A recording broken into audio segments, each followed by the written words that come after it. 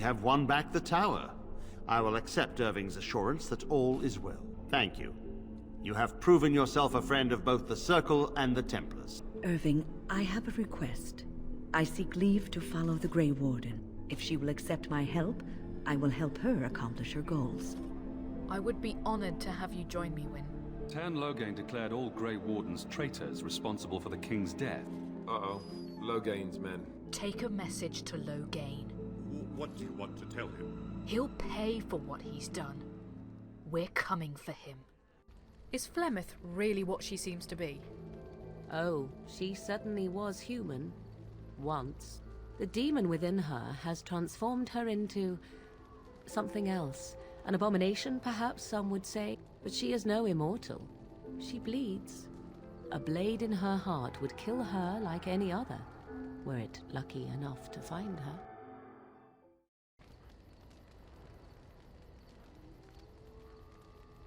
Oh, it's been a long day. Rest would be welcome. Are you all right? Yes, of course. I am just a little weary. As you may have noticed, I'm no spring chicken. Well, there's still some life in those old bones, I bet. Thank you. You're very kind to say so. But in all honesty, I do not know how many years I have left in me. I have lived for such a long time, but there is always something else to do. And I have to keep going in order to do it. I think I will be glad when I am done. I'm sure you'll be kicking around for years yet. I really don't. Something on your mind? What changes about you after the joining? You mean other than becoming a Grey Warden? Well, you've been a Grey Warden longer than I have. You know, I asked Duncan this too, and all I got was, "You'll see." I gather it's not a pleasant topic. The first change I noticed was an increase in appetite. I used to get up in the middle of the night and raid the castle larder. I thought I was starving. I'd slurp down every dinner like it was my last. My face all covered in gravy. When I'd look up, the other Grey Wardens would stare, then laugh themselves to tears. I haven't felt anything like that. Really? Because I was watching you wolf down food the other day, and I thought, ooh, it's a good thing she gets a lot of exercise. What can I say? I'm a growing girl. I'll say. I didn't mean it like that. No, don't hit me. I bruise easily. Oh, and then there were the nightmares. Duncan said it was part of how we sense the Darkspawn. We tap into their, well, I don't know what you call it, their group mind. And when we sleep, it's even worse. You learn to block it out after a while, but at first it's hard. It's supposed to be worse for those who join during a blight. How is it for you? I've had some strange dreams. Some people never have much trouble, but that's rare. Others have trouble sleeping their entire life. They're just more sensitive, I suppose. Everyone ends up the same, though. Once you reach a certain age, the real nightmares come. That's how a Grey Warden knows his time has come. His time has come? Oh, that's right. We never had time to tell you that part, did we? Well, in addition to all the other wonderful things about being a Grey Warden, you don't need to worry about dying from old age. You've got 30 years to live, give or take. The taint, it's a death sentence. Ultimately, your body won't be able to take it. When the time comes, most Grey Wardens go to Orzammar and die in battle rather than waiting. It's tradition. Why Orzammar? You'll always find Darkspawn down where the dwarves are. The oldest Grey Wardens head to the deep roads for one last glorious battle. Not that there's a shortage of Darkspawn during a blight, but that's the tradition. The dwarves respect us for it. And you wondered why we kept the joining a secret from the new recruits. Well, there you have it. It seems a high price to pay. I suppose it is. We're the only ones who can stop the blight, however. Is there a price too high to pay for that? You know, Duncan, he started having the nightmares again. He told me that in private. He said it wouldn't be long before he'd go to Orzammar himself. I guess he got what he wanted. I just wish it had been something worthy of him. He will be remembered, Alistair. As will the others. I know. Ending the Blight should make this all worthwhile, right? Something you need? I'm sure either my boy or I can help you out. Heard any other rumors? It seems that some of the bands just won't accept Teyrn Loghain's orders. There's too much talk still of King Caelin's death and questions about what happened. You'd think with the Darkspawn knocking on our doorstep, people would be more likely to stand together, wouldn't you? That's what I've heard on the road, anyhow. Take it for what it is. Yes? What was life like in the Chantry Cloister? Quiet. It was a life suited for contemplation. In the cloister, away from the fuss and the flurry of the cities, I found peace. And in that stillness, I could hear the Maker. But it was not perfect. Some of my Chantry fellows were condescending. That is the nature of religious folk, I suppose. Condescending? How so? When I talked about my beliefs, that the Maker reveals himself in the beauty of his world, they treated me with disdain. They want to believe that he's gone, so that when he turns his gaze on them, it means they are special, chosen. He cannot possibly have love for all, the sick and the weary, the beggars and the fools. I prefer your ideas to the ideas of the Chantry. Thank you. Maybe I am wrong.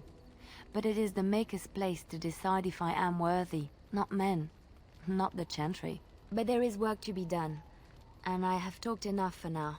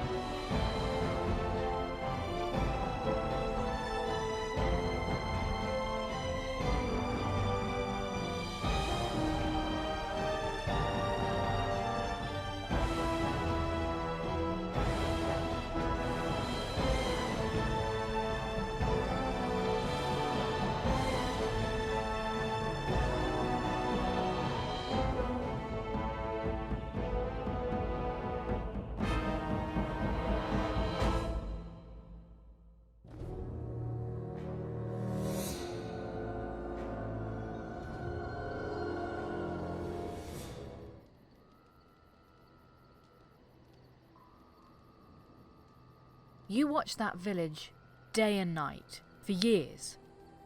I do not sleep, so yes, and I thank it for reminding me. Try to imagine, if it will, what it would be like to be surrounded by nothing but boring peasants, all oblivious to it. Yeah, that would be rather horrid. And then there were the birds. A whole village full of pigeons and ravens and sparrows all perching on me day in and day out. Ah, yes. Your bird thing. It is not a thing. It is a perfectly reasonable reaction to being constantly pestered. I was helpless to react.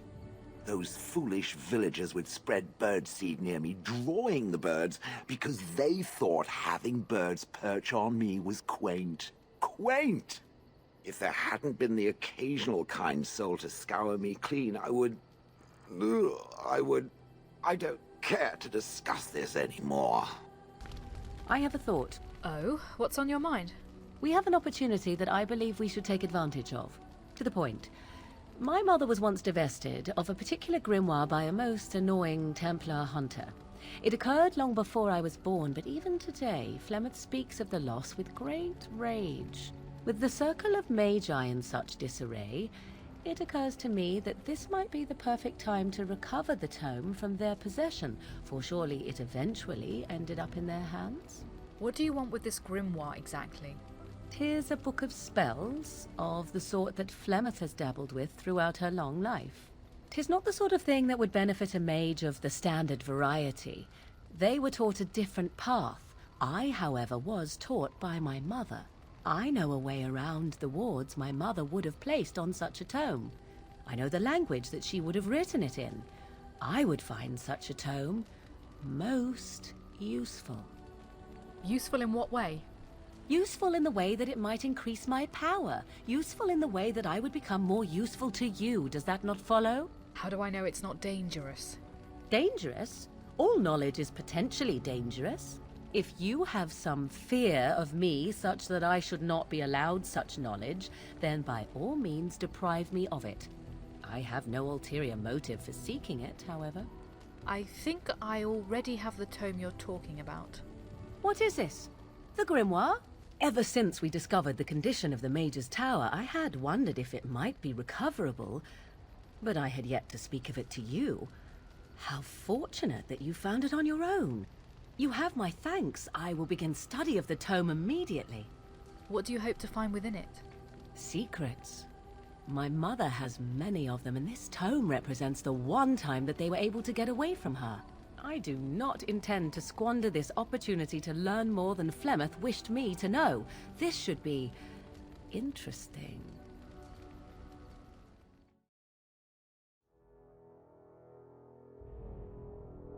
I bring word, sire. There are demands from the Banorn that you step down from the Regency. They are said to be gathering their forces, as are your allies. It appears it will be civil war after all, despite the Darkspawn. Pity. I also have an interesting report. There seem to be Grey Wardens who survived Ostagar. How, I don't know. But they will act against you. I have arranged for a solution, with your leave. The Antivan Crows send their regards. An assassin? Against Grey Wardens, we will need the very best, sire. And the most expensive. Just get it done.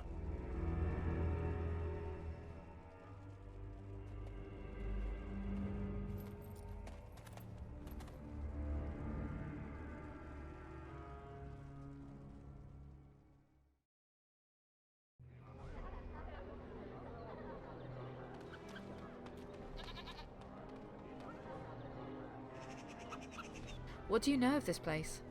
Denerim is Ferelden's most important city, yes? This is the seat of power, the jewel in the crown of the king. She is Ferelden's heart. Her walls are strong, but within them lies so much beauty, just like the country and the people. Let's just move on. The one who repents, who has faith unshaken by the darkness of the world, and roasts not, nor gloats over the misfortunes of the weak, but takes delight in the Maker's law and creations. Boasts. It's boasts, sister, not roasts. She shall know the peace of the Maker's benediction. The light shall lead her safely through the paths of this world and into the next. Peace, sister, peace. She shall know the peace of the Maker's benediction. The veil holds no uncertainty for her, and she will know no fear of death, for the Maker shall be her beacon and her shield, her foundation and her... There's no veal in the chant. You're doing this on purpose, aren't you? I liked her version of the chant better. Me too. I wonder why nobody ever taught me her version of the chant when I was a Templar. Oh. Hello, dear. Can we help you? What she means is, in Andraste's name, be welcome. Stop correcting me. What would Andraste do? That's what you should be concerned with, I say. Andraste was no fuss budget. What are you doing? Praying for the good people of Denerim who've lost loved ones at Ostagar. It's usual to recite a stanza from Transfigurations when you pray for the departed. It's usual to recite the stanza correctly. That's what I said. Yeah, I don't remember the chant having any passages about bacon. Andraste, deliver us. If Her Grace were to hear this... I wouldn't mess up the words if you wouldn't keep interrupting me. Grand Cleric Elomena understands the importance of concentration, you know. Her Grace, may the Maker bless her heart, lost her hearing 20 years ago. If she doesn't catch your blasphemous mistakes, it's because she didn't hear them. What was that verse you were reciting just now? It's the 10th stanza from the Transfigurations. Lovely canticle, that one. Oh, you should have heard Brother Caedmon sing it, though. He sang it well, I take it? He had a voice like a bucket full of toads. Revered Mother Boann, bless her heart, always said, if we had more voices like his, the Maker couldn't fail to take note of us. What happened to him? It was tragic, really. Such a surprise. We don't speak of that. He died? He was in charge of the Lyrium storehouse. It wasn't good for him, you see. He took off all his clothes in the middle of the chant one summer day and ran into the street. He tripped and fell into the vat of elderberry wine for the feast and drowned. We were 6 days drying him out for his cremation. He looked like a pickled egg. So tragic. What does the chant say about Darkspawn? Oh, there are some very stirring canticles about doom and wrath. Darkspawn were created by mankind's second sin, pride. Arrogance became a great caged beast in the lands of Tevinter, an emptiness that consumed all and could never be filled.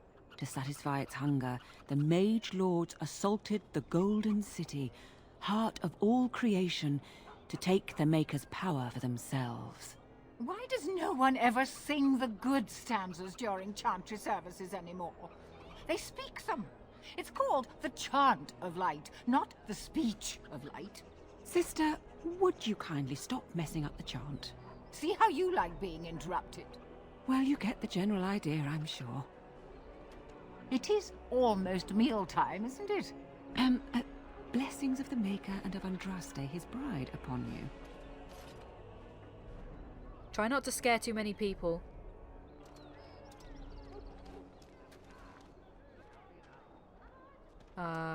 Puppy! If he comes with us, he's gonna have to fight Darkspawn. Exactly. Now take him home.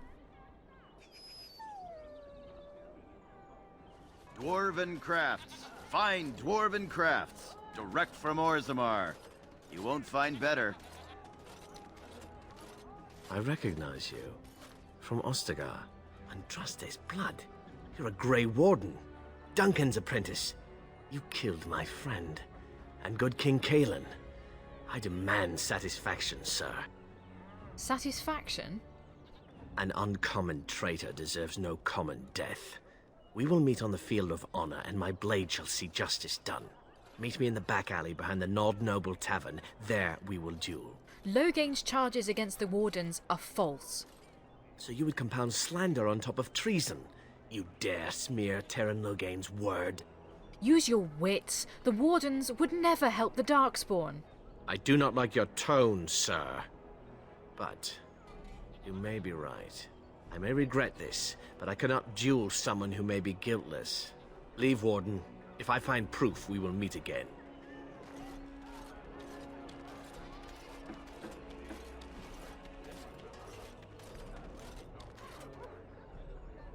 Don't believe the lies. Friends of the Grey Wardens assemble. The hidden pearl holds the key to resistance. The Griffins will rise again.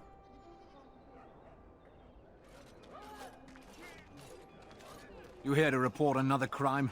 I swear we should just cordon off the entire district. Oh, can I help you, Warden? How do you know who I am? Your likeness was passed around to the senior guardsman at the palace. I must say, the sketch didn't do you much justice. Don't worry, even if I believed the official story of what happened at Ostagar, I'm no fool. If I asked my men to apprehend you, they'd all run and cry big sobby tears in their courtesans' bosoms and leave me all alone to be skewered. Don't disturb the peace in the market, and that's well enough for me. Is the market district really that bad? The lower market isn't deemed important by the captain of the guard, even less with Howe in charge. So when I finally get the new men I request, I get the delightful surprise of discovering their Lord Such-and-Such's illegitimate, untrained, moronic whelps. But lords keep sending me more of them. It's decent pay, no expectations, a uniform. So I have a legion of bastards to protect the market from pickpockets, stabbings, and whatnot, and Howe's specially picked men are the worst of the lot. The Jarl and I have a rich history. Tell me about his men. With the bastards, I just have to worry about dicing, the odd bit of drool, or yelling at them too loudly and hurting their poor feelings, and then getting chewed out by their noble fathers. But I swear, the Jarl's men are more criminal than the miscreants we occasionally arrest. Some of them are the criminals we have to arrest. So if your lifeblood isn't draining in the gutters as we speak, don't bother reporting it. Actually, do you need any help? What? You're serious? I mean, yes, I could use help. I've got a pretty popular, establishment that's crawling with mercenaries. If I send my boys in, someone might get, maker forbid, hurt, and I'll have to explain to their noble fathers that being a guard is actually dangerous. What do you need me to do? The name of the whorehouse is the Pearl. Beat down any mercenaries that are out of line and send them a message. I said beat down, not kill. Let me make that really clear. Not on fire, or exploded, or make a nose, whatever type of grisly death you can dream up. Sorry. Used to giving orders to my boys. Just leave them breathing and I'll be happy. Sign me up, Sergeant. Thank you, Warden. Happy hunting.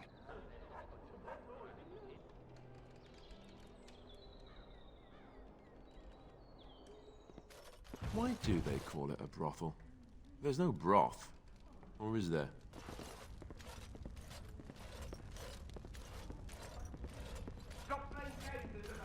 We want our money. That scamp Kylon sent you, right? Speaking to. Glad he I will hasn't give you a forgotten about chance us. to leave. The quietly. mercenaries are right there. You brazen If you're hussy. here about other things. Someone needs to put you in your place.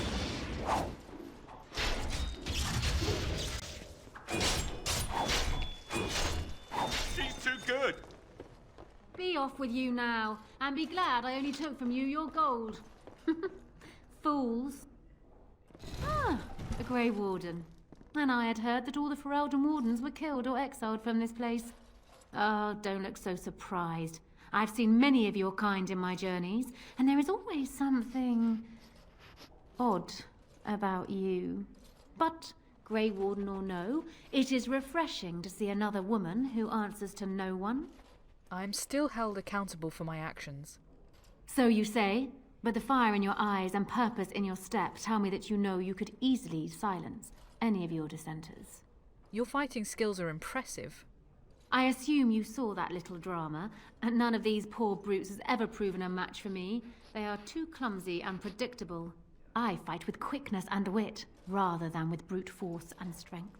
I call myself a duelist because I honed my skills in duels with warriors I encountered over the years. Will you teach me how to be a duelist? An unusual request, coming from a fearsome slayer of Darkspawn. I am flattered that you wish to learn from me, sweet thing. But I have watched you, and you seem to lack a particular grace that is required. You are accustomed to doing battle a certain way, yes? I can teach you some basics. Perhaps you can pass it on to someone who might be interested in what I have to offer. I do, however, wish to get to know my potential student better. So we shall call for a drink, and you will honor me with a game. All right. What game? Have you ever played Wicked Grace? It is easy to learn, but difficult to master. You must watch your opponent's moves as carefully as your own. Before we start, the cards must be shuffled. Shall I, or would you like to? I will shuffle the cards. Good. Go ahead, then. Are you done yet? 5 cards each to start with, and may the cleverest player win. The serpent-entwined dagger. I was looking for this. Ha! The Angel of Death card. The game is over. We must show our hands. I don't think I've ever seen quite so odd a hand. None of your cards match. I have 4 knights. Roses, ages, sacrifice, and wisdom. It beats your hand. Still undefeated after all these years. Will I never meet my match? Just a moment. Come here, please. This Isabella is cheating. Do you realize it? What? I knew it. I think she has an ulterior motive. She wants to know if you're smart enough to be a duelist, and this is her way of finding out. I think we can outsmart her together. I can help you. Sounds like a plan. Well, will you play again? Stop whispering over there. I will play again. Ah, you're a good sport. Another game then. Before we start, the cards must be shuffled. Shall I, or would you like to? You shuffle them. Very well. There. That should be sufficient. 5 cards each to start with. And may the cleverest player win. Ah, a wonderful card for me.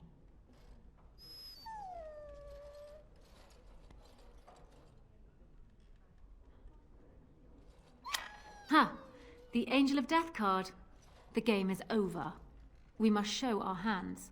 And I have Songs of Twilight and Autumn, Serpents of Decay and Sadness. I have the Angels of Truth and Temerity. The Knights of Compassion and Mercy. They are only just better than mine, but better, nonetheless. Congratulations. You have proven yourself quick and resourceful, and I would be honored to pass my skills on to you. Teach me now. Come. We will need some space for this. I don't think there's anything else I can teach you. Perhaps tell those you meet where you learned what you know. Turn around and walk, stranger. This affair is for White Falcons only. Who or what are the White Falcons? We're the toughest, meanest, and loudest mercenary band from the Free Marches. If you haven't heard of us yet, you will soon. Now get out. By order of the guard, vacate the premises. Get a load of this guard. You're telling us what to do? That's exactly what I'm telling you to do. Now go. You aren't no common guard. You're with all Howe, aren't you? Men, let's clear out. Don't want to get on Loghain's bad side, do we? Tell Carlon I owe him one.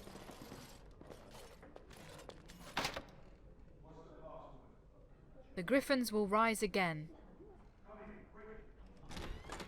Another Grey Warden supporter. Not just a supporter, Peyton. That's a Grey Warden. She's the one Arl Howe is looking for. Our trap landed a Warden? You've got one chance to surrender. Loghain framed the Grey Wardens. For what it's worth, I believe you. Not that I particularly care.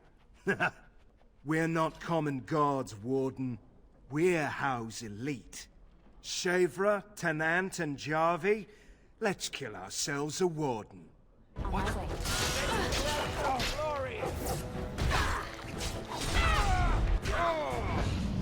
Let's make this quick.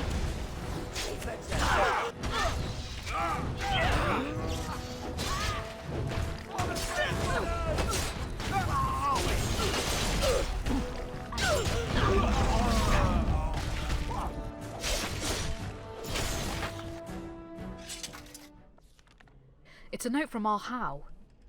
Congratulations, blah blah blah.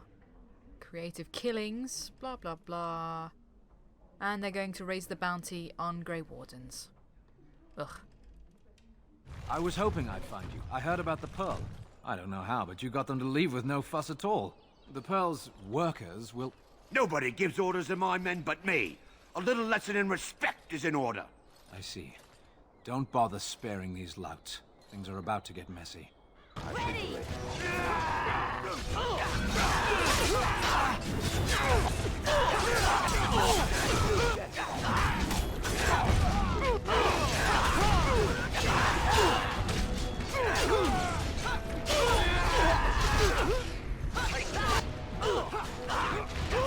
Make a preserver.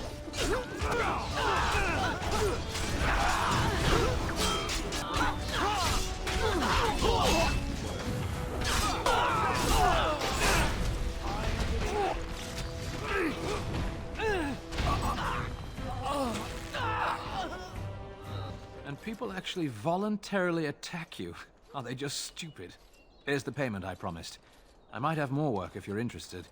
But I'm heading back to the market district. The back alleys are just too dangerous for me.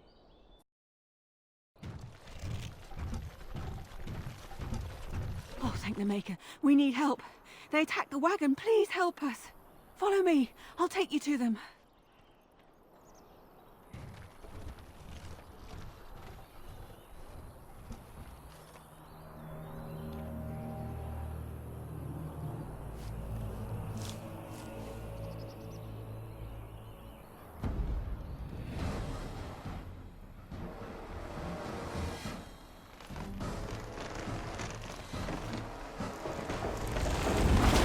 The Grey Warden dies here!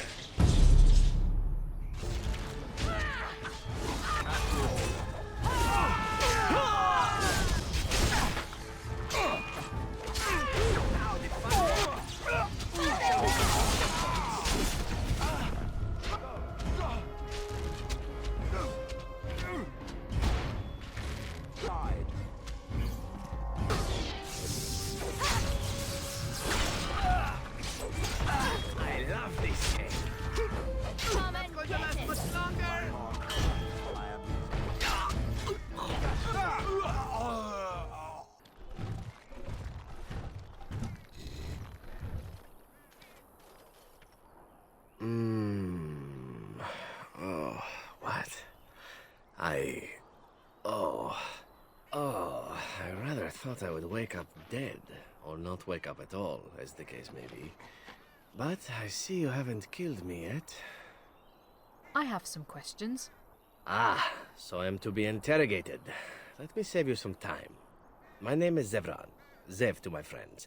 I am a member of the Antivan Crows, brought here for the sole purpose of slaying any surviving Grey Wardens, which I have failed at, sadly. Why are you telling me all this? Why not? I wasn't paid for silence. Not that I offered it for sale, precisely. Aren't you at least loyal to your employers? Loyalty is an interesting concept. If you wish, and you're done interrogating me, we can discuss it further. I'm not done questioning you yet. Very well. Ask, and thou shalt receive. What are the Antivan Crows? I can tell you that. They are an order of assassins out of Antiva, very powerful and renowned for always getting the job done, so to speak. Someone went to great expense to hire this man. Quite right. I'm surprised you haven't heard much of the Crows out here. Back where I come from, we're rather infamous. You came all the way from Antiva? Not precisely. I was in the neighborhood when the offer came. The Crows get around, you see. Who hired you to kill us? A rather taciturn fellow in the capital. Loghain, I think his name was. Yes, that's it. When were you to see him next? I wasn't. If I had succeeded, I would have returned home and the Crows would have informed your Loghain of the results, if he didn't already know. If I had failed, I would be dead, or I should be, at least as far as the Crows are concerned. No need to see Loghain then. If you had failed? What can I say, huh? I am an eternal optimist. Although the chances of succeeding at this point seem a bit slim, don't they? No, I don't suppose you'd find that funny, would you? How much were you paid? I wasn't paid anything. The Crows, however, were paid quite handsomely, or so I understand. Which does make me about as poor as a chantry mouse, come to think of it. Being an Antivan Crow isn't for the ambitious, to be perfectly honest. Then why are you one? Well, aside from a distinct lack of ambition, I suppose it's because I wasn't given much of a choice. The Crows bought me young. I was a bargain, too, or so I'm led to believe. But don't let my sad story influence you. The Crows aren't so bad. They keep one well supplied. Wine, women, men, whatever you happen to fancy. Though the whole severance package is garbage, let me tell you. If you're considering joining, I'd really think twice about it. Yeah, thanks. I'll take that under advisement. You seem like a bright girl. I'm sure you have other options. That's all I wanted to know. Then, unless you're quite stuck on cutting my throat or something equally gruesome, perhaps you'd care to hear a proposal. I'm listening. Make it quick. Well, here's the thing. I failed to kill you, so my life is forfeit. That's how it works. If you don't kill me, the Crows will. Thing is, I like living. And you obviously are the sort to give the crows pause, so let me serve you instead. And what's to stop you from finishing the job later? To be completely honest, I was never given much of a choice regarding joining the crows. They bought me on the slave market when I was a child. I think I paid my worth back to them plus tenfold. The only way out, however, is to sign up with someone they can't touch. Even if I did kill you now, they might just kill me on principle for failing the first time. Honestly, I'd rather take my chances with you. Won't they come after you? Possibly. I happen to know their wily ways, however. I can protect myself as well as you. Not that you seem to need much help. And if not, well, it's not as if I had many alternatives to start with, is it? Can I expect the same amount of loyalty from you? I happen to be a very loyal person. Up until the point where someone expects me to die for failing. That's not a fault, really, is it? I mean, unless you're the sort who would do the same thing, in which case I don't come very well recommended, I suppose. Why would I want your service? Why? Because I am skilled at many things, from fighting to stealth and picking locks. I could also warn you should the Antivan crows attempt something more sophisticated, now that my attempts have failed. I could also stand around and look pretty if you prefer. Warm your bed. Fend off unwanted suitors, no? No. I like a woman who knows exactly what she wants. I really do. So, what shall it be? I'll even shine armor. You won't find a better deal, I promise. What do you want in return? Well, let's see. Being allowed to live would be nice, and would make me marginally more useful to you. And somewhere down the line, if you should decide that you no longer have need of me, then I go on my way. Until then, I am yours. Is that fair? Very well. I accept your offer. What? You're taking the assassin with us now? Does that really seem like a good idea? Don't worry about it. We could use him. All right. I see your point. Still, if there was a sign we were desperate, I think it just knocked on the door and said hello. Welcome, Zevran. Having an Antivan crow join us sounds like a fine plan. Oh, you are another companion to be, then? I wasn't aware such loveliness existed amongst adventurers, surely. Or maybe not. I hereby pledge my oath of loyalty to you until such a time as you choose to release me from it. I am your man, without reservation. This I swear.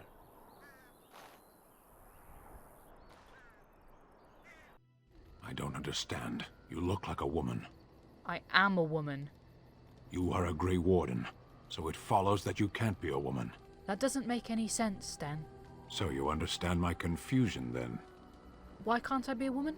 Women are priests, artisans, shopkeepers, or farmers. They don't fight. What if they don't want to be any of those things? What does that have to do with anything? No one gets to choose who they are. Of course they do. A person is born, Gunari or human or elven or dwarf. He doesn't choose that. The size of his hands, whether he is clever or foolish, the land he comes from, the color of his hair, these are beyond his control. We do not choose, we simply are. But a person can choose what to do. Can they? We'll see. Yes? You were a traveling minstrel. Do you have tales to share? Of course I do.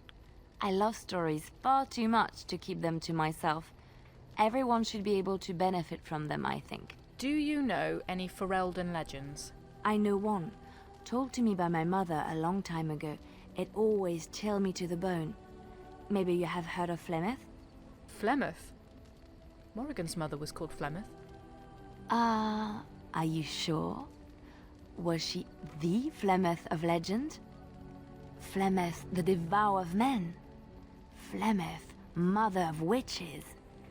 Flemeth, demon-touched, who dwells in the mists? Well, she didn't really introduce herself as such. Ferelden mothers scare their daughters with talk of Flemeth.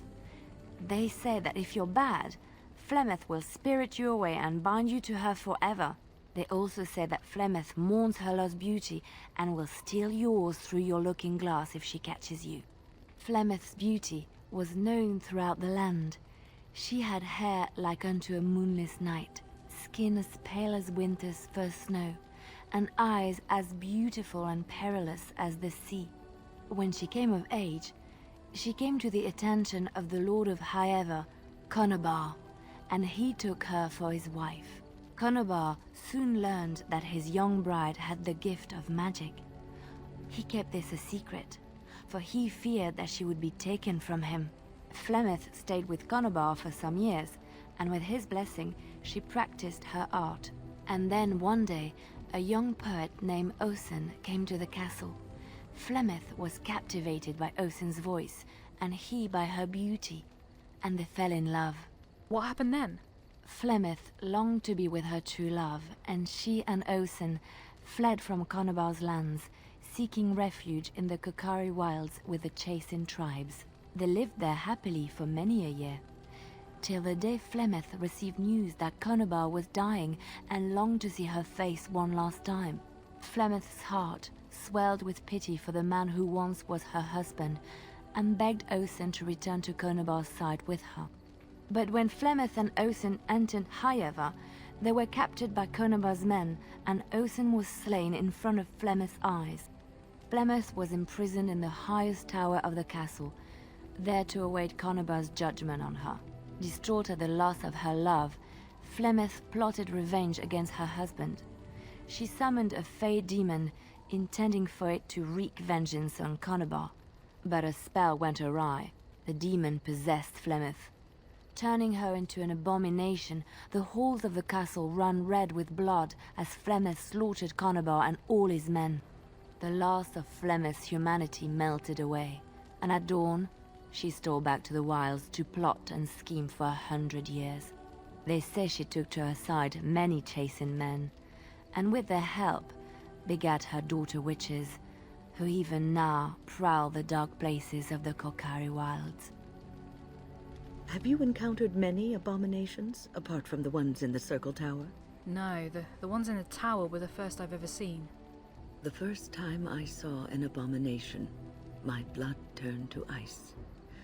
It was months before the nightmares stopped. It was the knowledge that I could easily become one of them that frightened me the most. You're a great mage. You would never become an abomination. Every mage is vulnerable, no matter how accomplished or powerful. That is the first thing we learn, and overconfidence can lead to recklessness. One slip.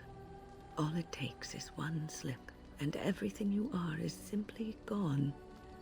Replaced by madness. And there is no turning back, or at least that's what they say.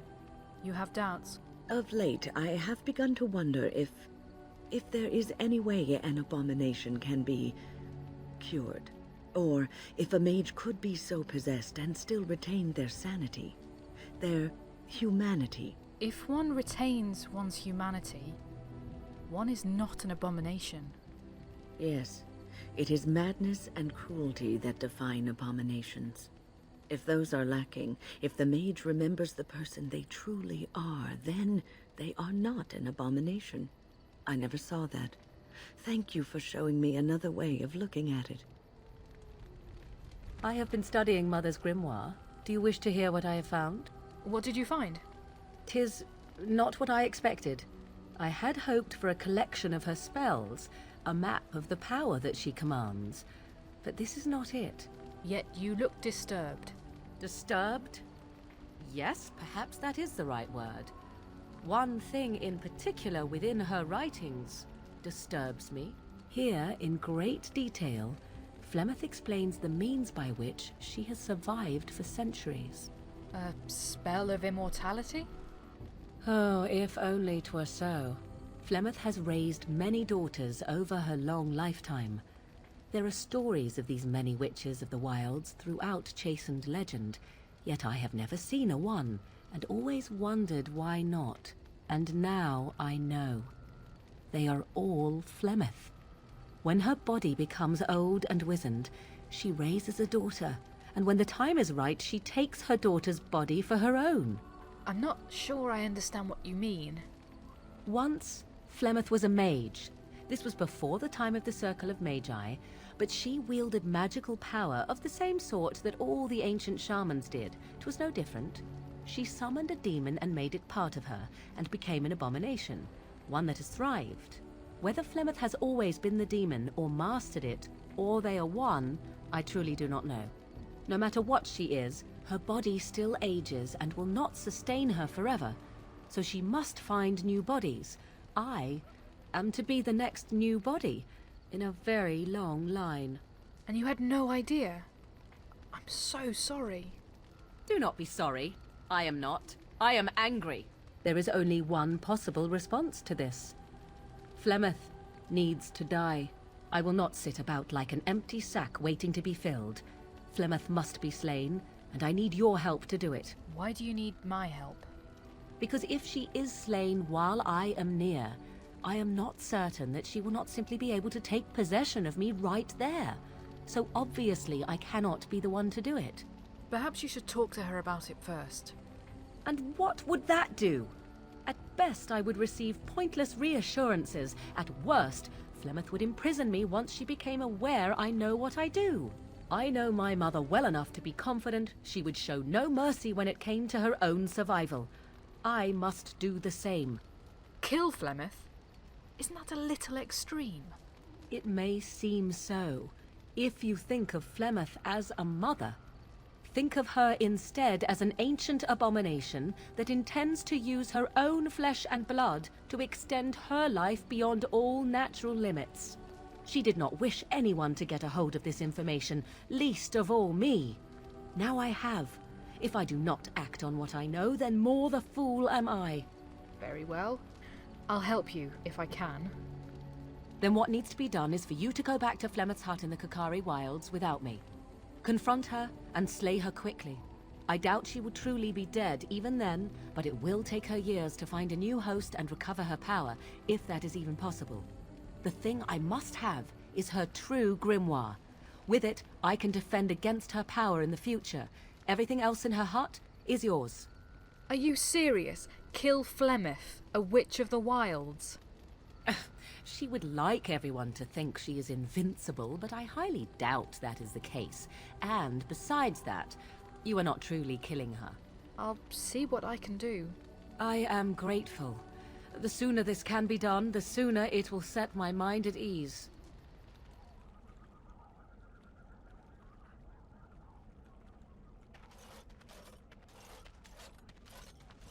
And so you return. Lovely Morrigan has at last found someone willing to dance to her tune. Such enchanting music she plays, wouldn't you say? We know your little secret, Flemeth. Which one, I wonder? What has Morrigan told you? What little plan has she hatched this time? She knows how you extend your unnatural lifespan. That she does. The question is, do you? Ah, but it is an old, old story. One that Flemeth has heard before, and even told. Let us skip right to the ending, shall we? Do you slay the old wretch as Morrigan bids, or does the tale take a different turn? I just want the truth. The truth, she says, as if it were nothing. No, no. Far better the lie. Far better the comfort of blankets and shadows and a mother's love. Morrigan wishes my grimoire? Take it as a trophy. Tell her I am slain. And what happens to you? I go. Perhaps I surprise Morrigan one day. Or I may simply watch. It would be interesting to see what she does with her freedom. Enlightening, even. Would you give an old woman that? No, forget it. Shame. What will it be, then? Now you die. It is a dance poor Flemeth knows well. Let us see if she remembers the steps. Come, she will earn what she takes. I'd have it no other way.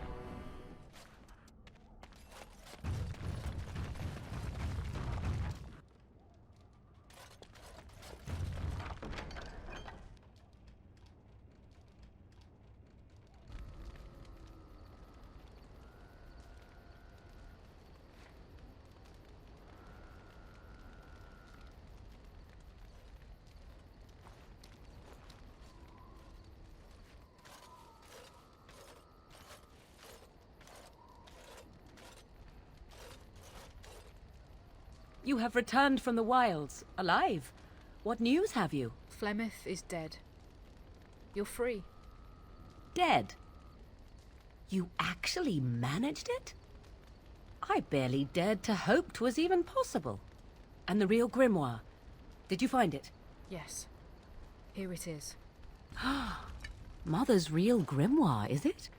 My thanks for retrieving it. I shall begin studying it immediately and unlock the power that it holds.